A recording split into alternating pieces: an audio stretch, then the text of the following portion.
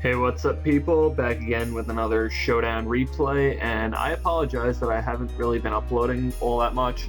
I've been really busy lately between work and just everything going on right now. I'm actually preparing for a cruise where we're leaving tomorrow for Florida and going to be gone Sunday to Sunday, which is really nice, actually. But for those who don't know, like I said, I got promoted at my job, so I'm learning how to be a manager now. And it's real nice. But for today's game, this is a game that I actually had yesterday with a pretty cool team. I'm on the other side, one of the alts that I've been using really, but it was a really good game.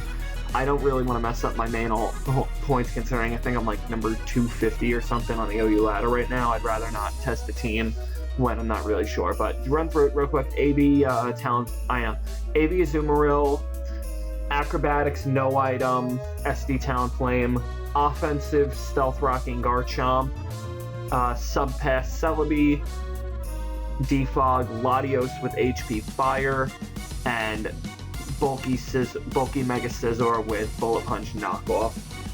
And so we're going to start it up there. I was pretty sure he was either going to lead with Landorus or the Diancie, trying to Mega it right away, so I'm going to lead off with my Azu, as I am able to catch the Landorus. Now, I get a free Waterfall here. If he wants to go into Rotom, I have Celebi and Latios for it. So I'm just going to get off a Waterfall, and that Landorus... Sorry about that.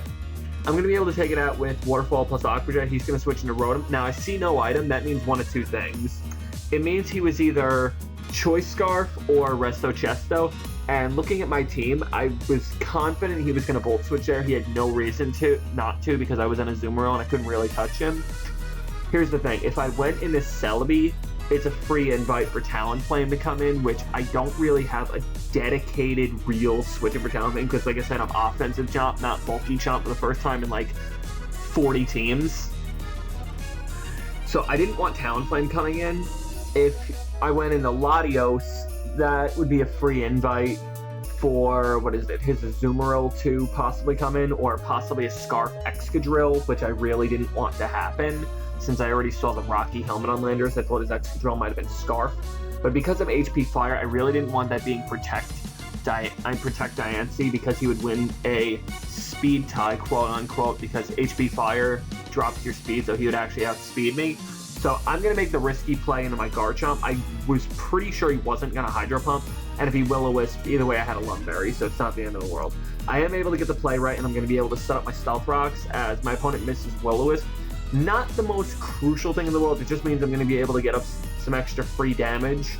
But here, I definitely don't want to stay in. I'm going to go into my Latios, expecting probably the Will-O-Wisp, as my opponent goes straight for the rest.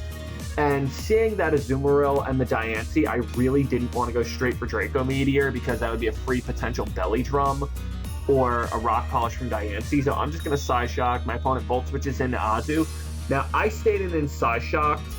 I get a crit. Okay, so here was my mentality. I did not want... I was pretty sure that the Azumarill was either Choice Banded or Belly Drum. It looks like it could have gone either way, because the things that normally wall Belly Drum Azu, my opponent has a few things for.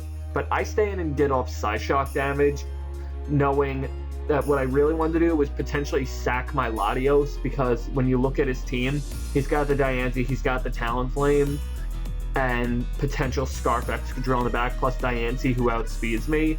And I wanted to be able to revenge kill with my Talonflame if he knocked me out this turn. But either way, I get a crit. The crit did matter as far as taking out the Azumarill, but it really depends, because if my opponent went for Waterfall, unless he was Aqua Jet, unless he was Assault Vest or Belly Drum, Waterfall plus Aqua Jet probably would have knocked me out. But at that point, I more than likely would have gone into my Scizor. If he was Choice Band and locked himself in a Play Rough, I go into my Scizor and just click Knockoff. But the game, it changed a little bit. But if it was Belly Drum, I wanted to be able to revenge kill my Talonflame. I didn't want anything bad to happen from that. So that, just to explain my thought process there. My opponent goes into Diancie here. Now, I'm actually going to stay in and go straight for the Psyshock, just in case my opponent decides not to protect here. As I get the play right, I get off a huge amount of damage, as my opponent's just going to knock me out with Moonblast. Kind of a risky play. I'm just going to go into my Talonflame and click Flare Blitz, because I don't want to reveal anything about my set. because most Talonflame, the only time that you're going to expect, and that you can pretty much expect Talonflame set is if you see leftovers, then you know more of like Stall Breaker or Bulk Up or something like that. But if it's not run, but if you don't see an item, you really don't know what set it is. You just know it's a more offensive Talonflame. But Rotom comes in, and I definitely want to switch out. At this point, I'm going to go into my Celebi, because if Rotom does go for Volt Switch, it forces in Talonflame, who's forced to take Stealth Rock damage, and the rest of the team, if I get Lando in, that's fine, because Lando's not really that big of a threat at this point. But either way, I just want to be able to get some momentum against the Celebi. Now, because Rotom went for Hydro Pump, I'm going to be able to get off a free substitute and take any hit and get out of this with a substitute. Excadrill comes in, I see the balloon, so I automatically know it's not Scarf Drill. I'm just going to BP out to my Talonflame on a possible Iron Head, as my opponent actually goes for a Rapid Spin, which is great because I'm able to keep my substitute. I'm just going to knock this thing. I'm going to try to get off Flare Blitz damage because I calced it. +2 Flare Blitz from no items still won't be able to knock out the Rotom. And at this point, I just go for Acrobatics because you know what? Acrobatics is 110, Flare Blitz is 120. I have no item, so it's not like Silk Sharp or anything. I just really didn't want to take the damage. But at this point, I'm just going to Acrobatics the Talonflame, just as it turns out he actually is running more speed than me. Now, most Jolly Talonflame usually try to outrun Thundurus. Some of them, preferably the SD variants, usually try to outrun max speed Raikou. I'm actually running enough speed to speed creep Raikou creepers by 2 points. So this Talonflame is more than likely Jolly Max, which is very notable because, like I said, I'm running a lot of speed on my Talonflame just for creeping creepers, which is kind of funny. But I'm just going to bring in my Garchomp. My opponent goes for Roost, and I'm able to crit him with the Dragon Claw. Now, unlike the Azumarill one, which changed the game, this one did not change the game in any way. Well, the Dragon Claw wouldn't have knocked it out. I actually ran a calc, and Leftovers Talonflame, keep in mind that means not Sharp Beak, will never OHKO offensive Garchomp without a critical hit.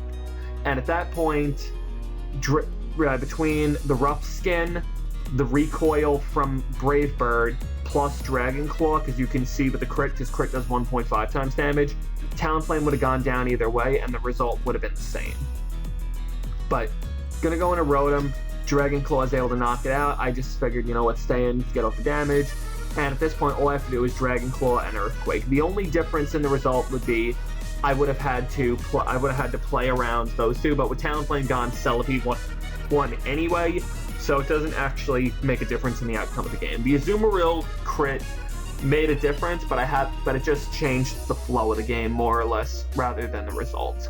But either way, I'm gonna just say good game to my opponent. I do apologize about the lack of uploads recently. I said I've been really busy.